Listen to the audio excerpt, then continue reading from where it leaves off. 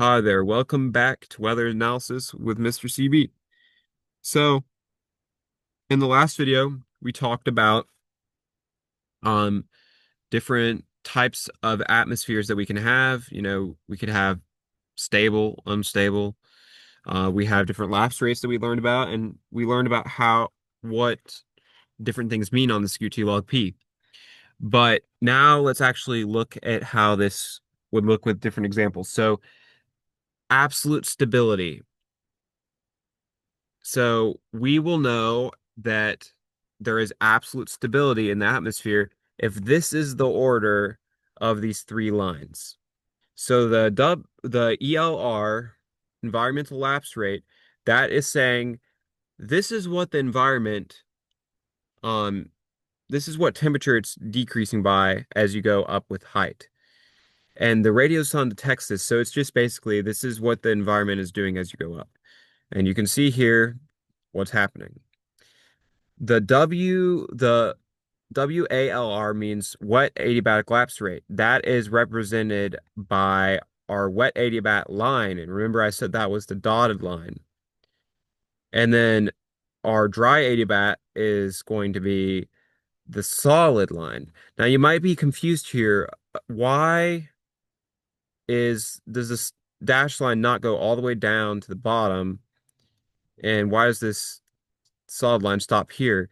Well, we actually have the wet adiabatic line.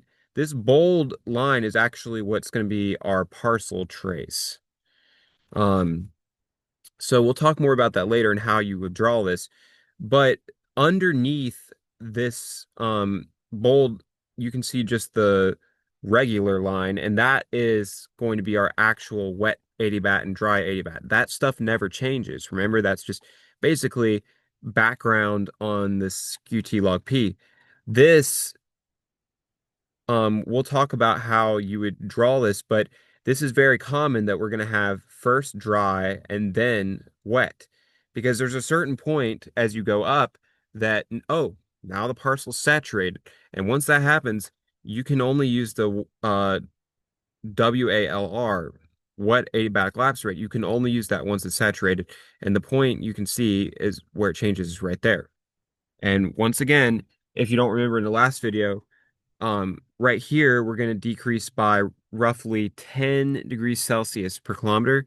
But once it's the dashed line, now only 6 degrees per kilometer. And you can see that it says saturation adiabatic. That's the same thing as wet or moist. Those are three different ways you can say it.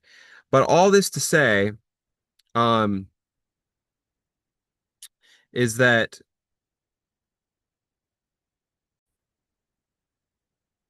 okay, sorry, I had to quickly change that. That was wrong.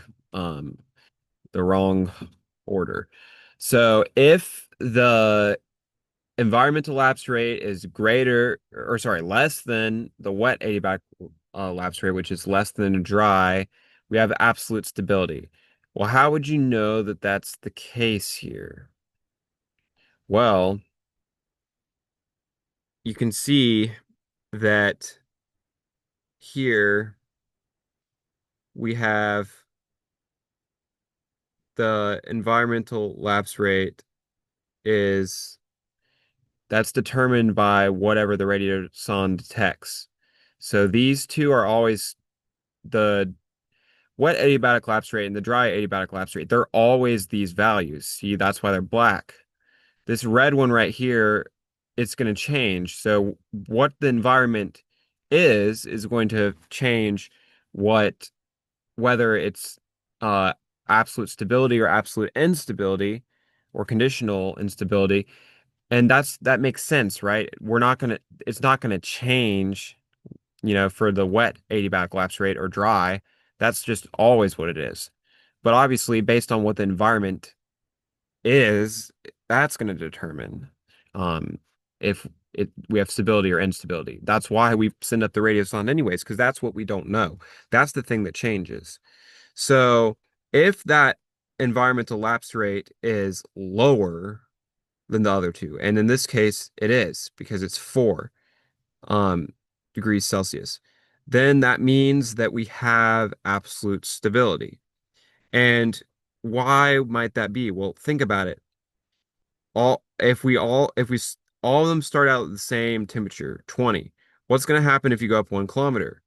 Well, use these values. So dry adiabatic lapse rate minus 10, 10, minus 6, 14, minus 4, 16. So still, this one's greater than the other two. Or this one's greater than the other two. It didn't change as much. So the environmental lapse rate line is going to be to the right. So that's the thing that you got to be careful about. Like, don't think of these inequalities based on if they're to the right or not. That's these inequalities have to do with these values. But as far as which line is to the right, for absolute stability, the red line is going to be all the way to the right. And to these other two, since they're to the left, they're a lower temperature. And since they're lower than their environment, what happens when a parcel has a lower temperature than its environment? It sinks. That's why we have those blue arrows. And sinking, that sinking motion, we have stability. Not too much going on at that time. Okay. Absolute instability is going to be different. Now the environmental lapse rate is greater than the other two. Look at that. Now it's 12. It's greater than that 10 and 6. So same situation, we have 20. Now when they go up, ooh, 8 degrees Celsius. So it subtracted by a whole lot because of its bigger rate. So now it's all the way to the left of these two. And if the red line's all the way to the left, you can see it in that one too, then, well, now these parcels are warmer than their environment. And if they're warmer, they're going to rise. Instability. Ooh. So that is these two situations. So whatever the environmental lapse rate is going, you can see, look at this. Still 10, still 14. Still 10, still 14. These do not change. The black does not change, but the red does. So that's one thing of why we would want to detect this data with the radiosonde anyways. And look at this QT log P because now the red line, we can see where it is in relation to those other lines is going to tell us if the parcels are going to rise or sink, and that's going to tell us if it's stable or unstable. We could have conditional instability, which means it's in the middle, if you're wondering. So look at this, it's in the middle. And that's pretty straightforward. That means, well, sometimes it's going to sink, sometimes it's going to rise. That's exactly what conditional means. So those are the three situations that you'd want to know. Now let's actually talk about how to do the parcel trace. What it what's the point of this again? What does this mean? So the radiosonde is going to give us these values. See the green and red line. And the green line is dew point temperature as we go up. Red line is temperature, normal temperature, if you want to say, environmental temperature as we go up. And the once again, the red line is also the ELR, environmental lapse rate. It's going to tell us that. Um, it I shouldn't say that it is that. It's going to tell us that. But what the heck is the parcel trace? What does that matter? Well, the parcel trace is going to tell us what we would expect parcels of air to do at certain points.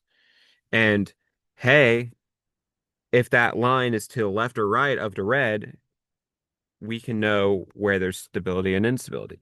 So there's a lot of steps here. We have 8, but it's really not that hard, but that's just how many steps I had to say it in. But I will show with my pointer what these steps are talking about in case you don't know. So step 1 is start at the surface temperature. Where's the surface? Bottom of this thing. So here's the bottom. Surface temperature, it's going to be the bottom of the red line. So you start there. Now draw a line parallel to the dry adiabat.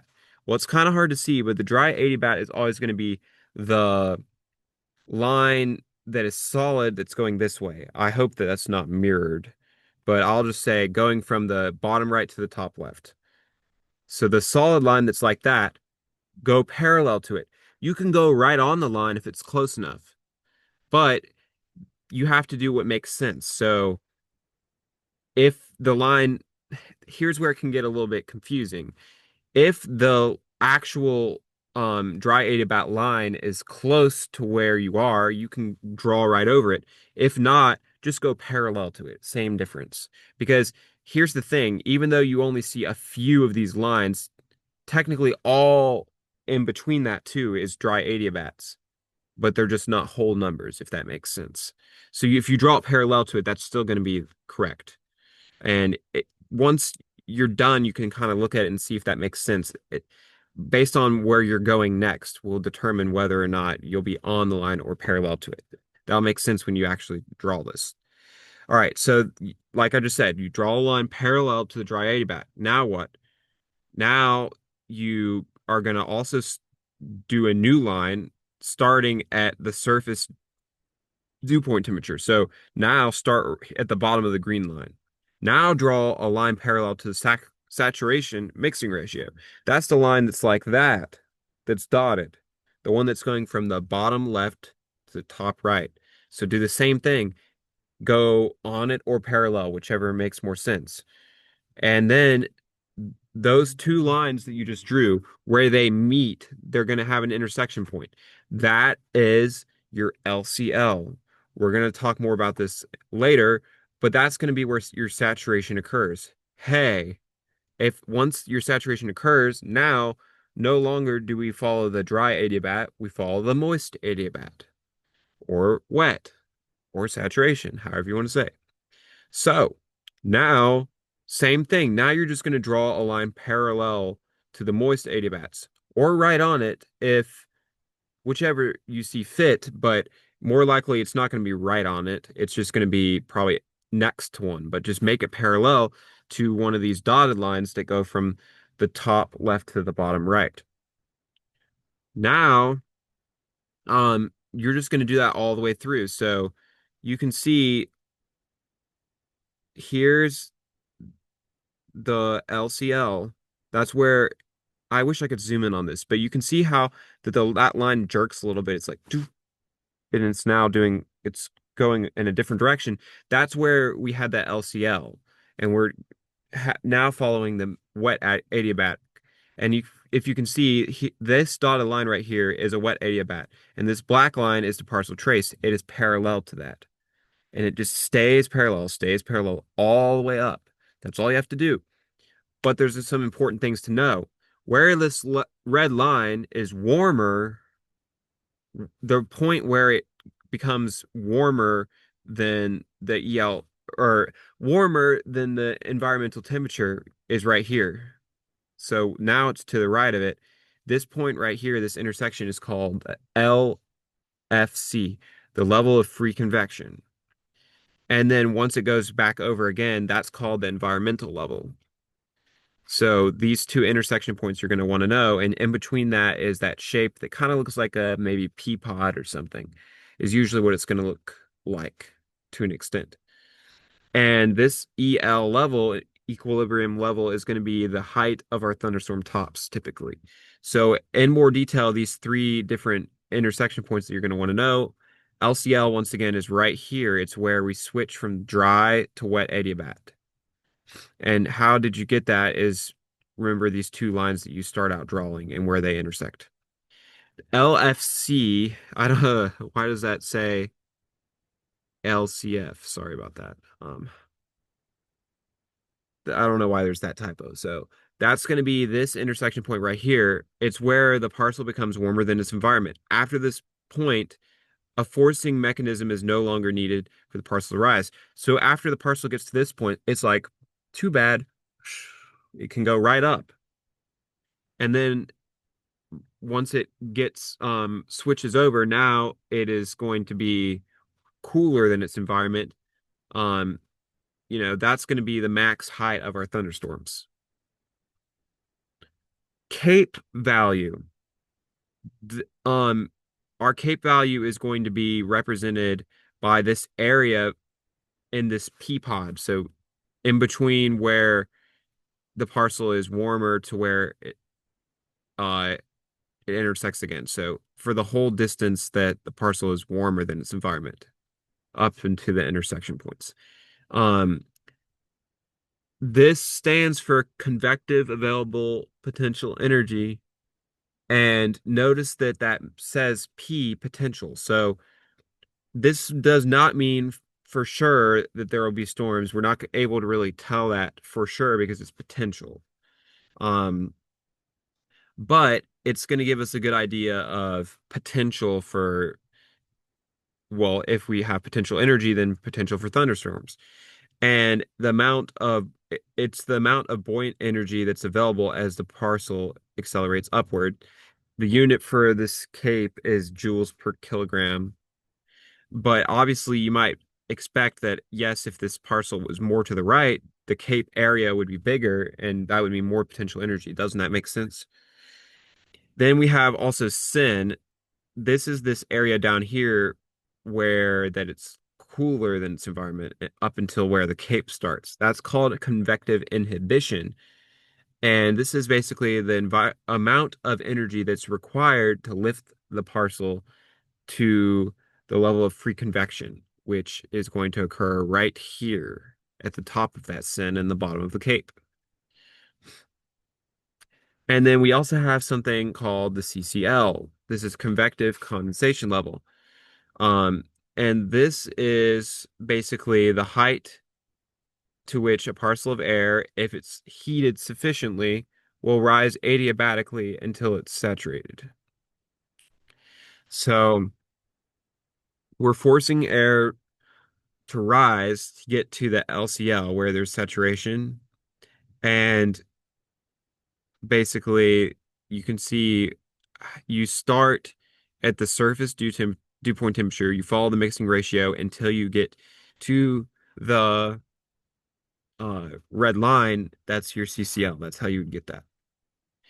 We also have convective temperature. The convective temperature is basically the temperature for which basically parcels can only rise on their own if the actual temperature reaches this temperature. You can follow the dry adiabatic line down from the CCL. So the CCL is right here. Follow the dry adiabatic line down to this axis and then look, 35, that's the convective temperature. All right, that's going to be all for this video. Thanks for watching.